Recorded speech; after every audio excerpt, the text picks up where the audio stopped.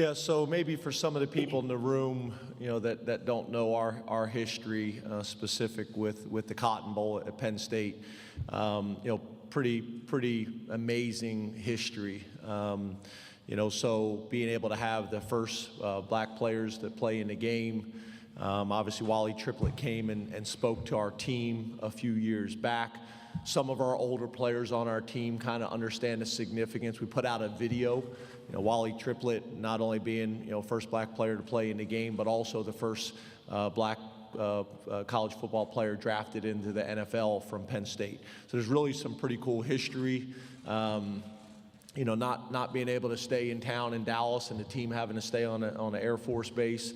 There's just some great history to talk to our players about. So for us as college football coaches, but more importantly as educators, it's a great opportunity to spend some time talking about that.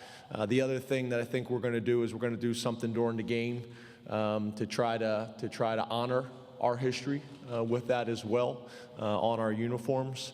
But it's pretty cool. I think it's a great opportunity to obviously make sure our focus is on the Cotton Bowl and the great opponent that we have in Memphis, but also to be able to take some time and talk about history of our game of football, history of our specific universities, history of the Cotton Bowl, and more importantly, history of our country.